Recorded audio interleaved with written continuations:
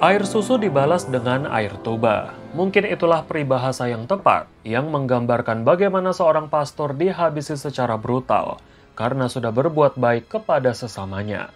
Bahkan semasa hidupnya, sang pastor yang seakan sudah tahu bagaimana akhir hidupnya dan bagaimana cara dia meninggal, pernah menulis sebuah wasiat 21 tahun sebelumnya yang pada akhirnya ditunjukkan di ruang pengadilan.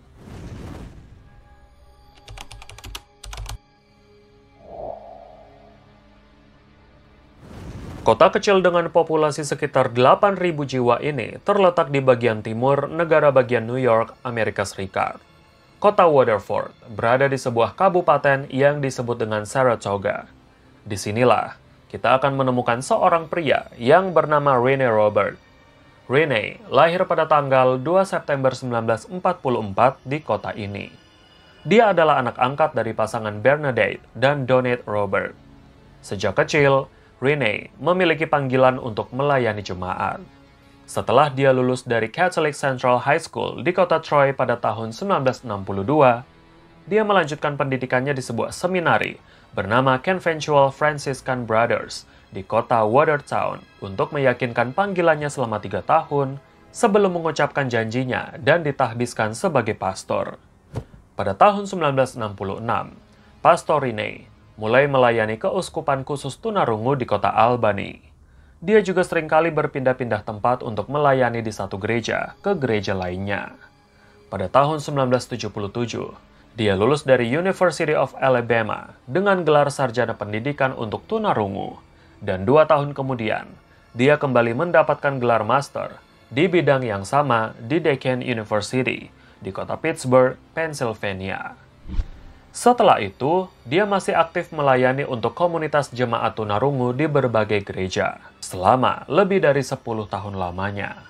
Pada tanggal 19 Agustus 1989, Pastor Rene Robert kembali ditahbiskan menjadi imam di paroki Saint Mary di kota kelahirannya Waterford. Tak berhenti belajar, setahun kemudian, dia kembali mendapatkan gelar masternya dalam bidang teologi di Washington Theological Union, kota Washington DC. Pada tahun 1995, Pastor Rene meninggalkan paroki untuk menjadi imam di keuskupan kota Saint Augustine, negara bagian Florida. Dan sebelum kematiannya, dia juga diberi kesempatan untuk melayani jemaat di Katedral Basilika di kota itu. Selama dia menjabat sebagai imam di kota itu, Pastor Rene bukan hanya melayani orang-orang yang mengalami tunarungu, tapi dia juga seringkali mengunjungi para mantan narapidana yang baru saja keluar dari penjara atas berbagai kasus. Dia juga memberikan pendampingan spiritual, memberikan mereka tempat tinggal, memberi tumpangan transportasi, mencarikan mereka pekerjaan yang layak, bahkan memberikan mereka sejumlah uang untuk bertahan hidup. Tapi semua kebaikannya tidaklah cukup, sehingga dia pun harus meregang nyawa secara tragis.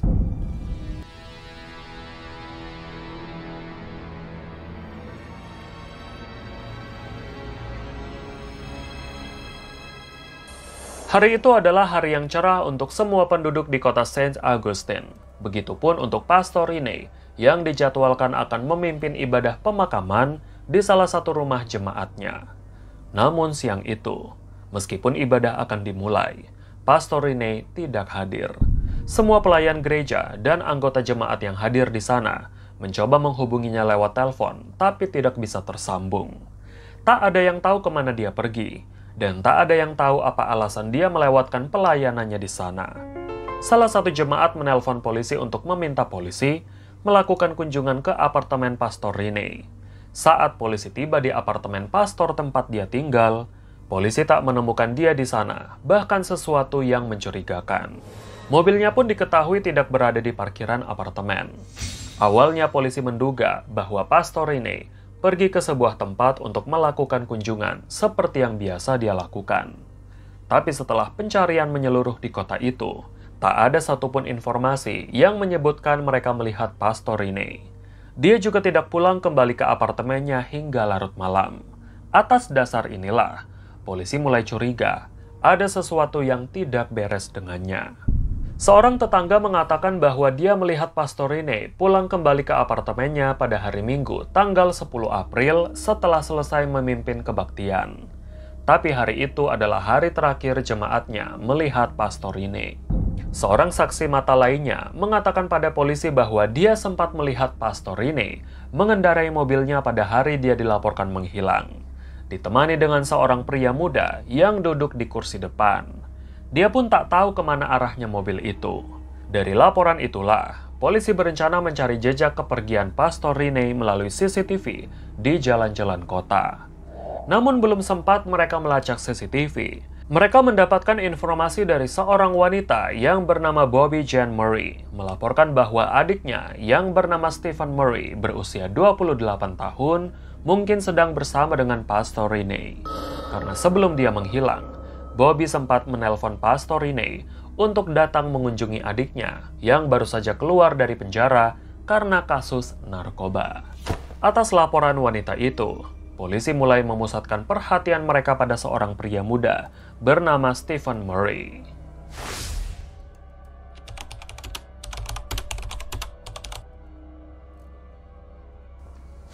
Sehari setelah penyelidikan atas hilangnya Pastorine dilakukan, polisi mendapatkan informasi bahwa mobil Toyota sedan berwarna abu-abu yang diidentifikasi milik Pastorine sempat melintas di sebuah jalan yang mengarah ke perbatasan negara bagian Florida dan Georgia pada hari Pastorine menghilang.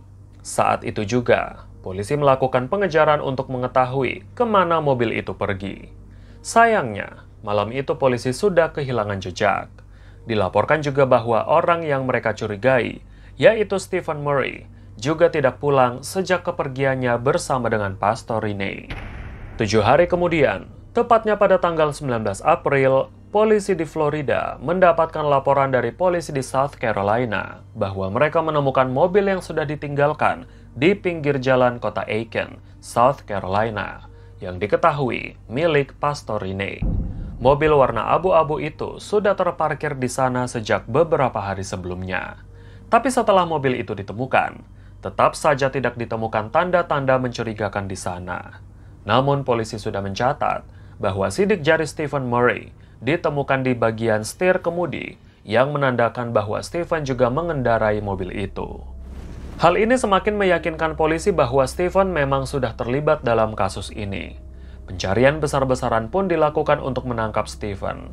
Akhirnya, setelah pencarian yang melelahkan, Stephen Murray ditangkap di kota Aiken, South Carolina saat sedang bersembunyi di suatu tempat. Setelah penangkapan itu, Stephen dibawa ke kantor polisi kota Aiken untuk diinterogasi. Awalnya saat diinterogasi, Stephen tidak mengakui perbuatannya. Dilaporkan, dia pun sangat tenang menjawab semua pertanyaan polisi seperti tidak pernah terjadi apa-apa. Namun pengakuan mengejutkan keluar dari mulutnya setelah polisi menunjukkan bukti-bukti kemungkinan keterlibatannya. Dari pengakuannya itu, Stephen juga membawa polisi ke sebuah hutan lebat yang sangat terpencil di pinggiran kota Augusta, negara bagian Georgia, yang tak jauh dari kota Aiken.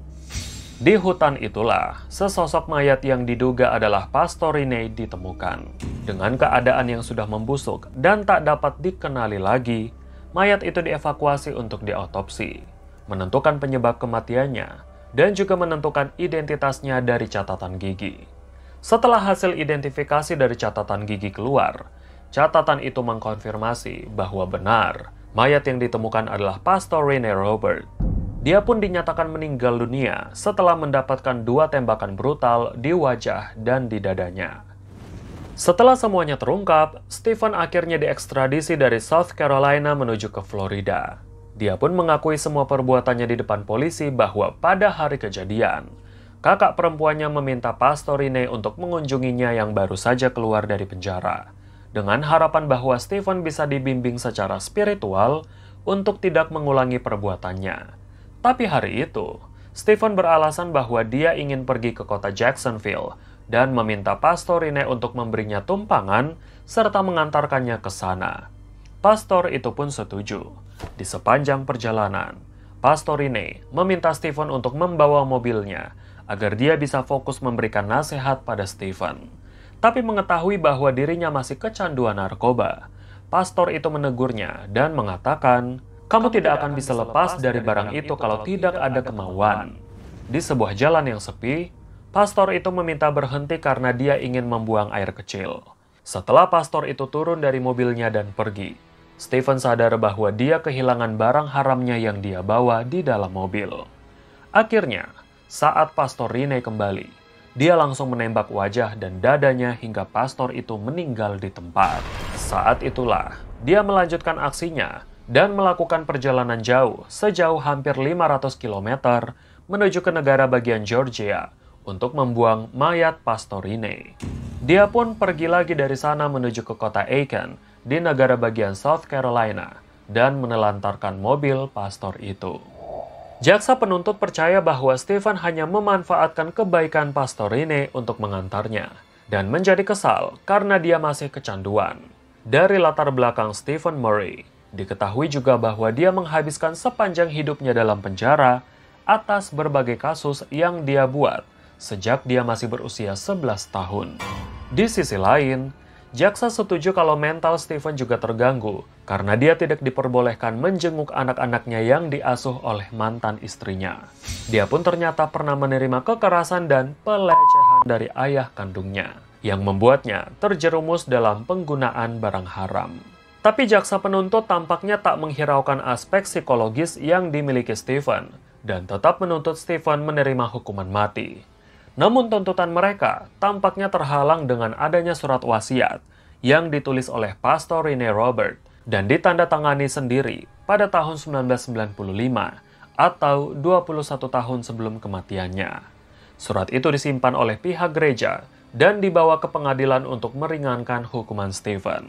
Surat itu berbunyi, "Jika saya mati sebagai akibat dari kejahatan kekerasan, saya mendesak agar seseorang atau orang lain yang dinyatakan bersalah atas pembunuhan saya tidak dikenakan atau diancam hukuman mati dalam keadaan apapun, terlepas dari seberapa mengerikan atau seberapa besar penderitaan yang saya alami." Orang terdekat Pastor Rene menjelaskan bahwa pastor itu sangat menentang hukuman mati dan berharap orang bersalah tetap bisa menjalani hidupnya agar memiliki waktu menyesali dosa-dosanya dan menjadi pribadi yang lebih baik lagi. Karena surat wasiat itulah, jaksa penuntut menurunkan tuntutannya pada Stephen menjadi hukuman seumur hidup.